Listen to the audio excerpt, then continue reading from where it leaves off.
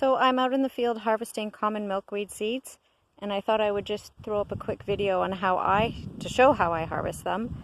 I know there's usually a lot of questions about how to get the white fluffy stuff off out of the seeds. And there's tons of kind of hacks or how-tos online, and I've tried them all, and including like burning the fluff off, which I don't know, I hated that method. To wetting them down, to scrubbing them off, I've tried it all. Blowing them off, mechanically rubbing it, the seeds off the fluff.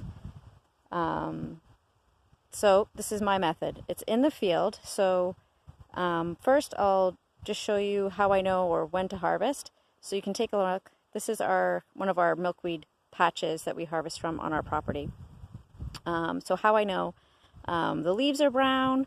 That's a good kind of giveaway. And then when you want to know when to harvest out of the seed pod is they've kind of started to turn brown and are cracked a little. So you can see this one here, it's just starting to open up.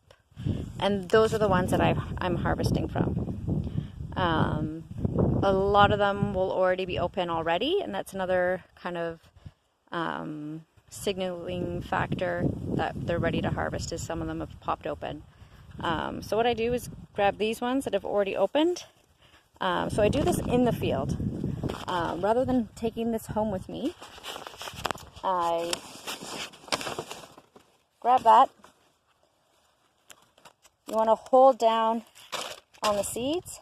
Well, that one was actually quite easy, and I don't think you saw that at all because the camera wasn't pointed there. So I might do two. And then what you want to do is just kind of brush the seeds off. So I'll grab another pod here. So this one's a bit green, but you also want to make sure that the seeds are, that brown reddish color. They look good. You pull them out of the pod, dump any seeds in there, and then you're just kind of brushing it. Like, don't get fancy or finicky. If you get some of the fluff in the bag, it doesn't matter. Also, like you can see, there's still lots of seed attached to the fluff. And that's not going to bother me. I just toss it out. And there's the starting of what I've harvested this morning. Not a terrible lot, but I just started, so. And like I said, I'm not worried about throwing off, 20% of the seed pod.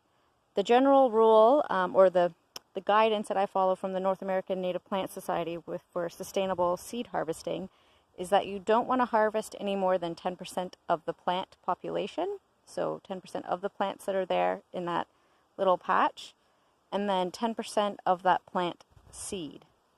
I feel like this is a terrific guideline, so that's what I use.